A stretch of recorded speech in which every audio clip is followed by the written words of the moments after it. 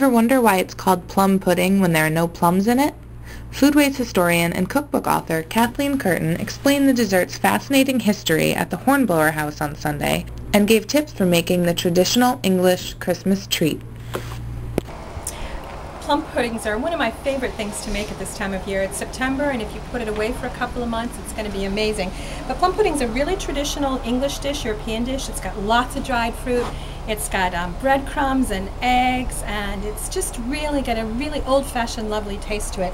This one hasn't been steamed yet. I'm going to steam this one, and once it's steamed, I'm going to wrap it in some cloth, and I'm going to age it for a couple of months by pouring on a healthy dose of bourbon onto it until it's done, and we'll flame it for Christmas. It's very easy to make. I think a lot of people are leery of plum pudding. It has a sort of reputation to it, I guess, of being a sort of difficult dish, but it really isn't. You put a whole lot of ingredients into a bowl, including the eggs and breadcrumbs and flour and sugar and dried fruit and egg yolks and milk.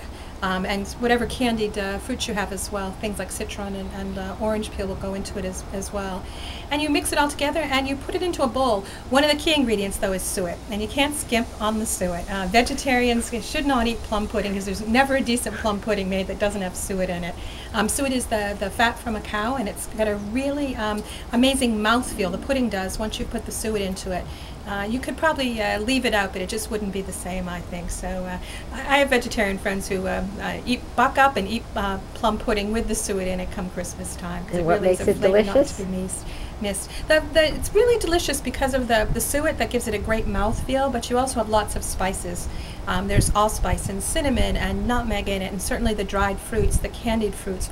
All of these flavors combine to give a really rich, old-fashioned taste that you can imagine in the 19th century warming the heart of many a New Englander at Christmas or Thanksgiving time.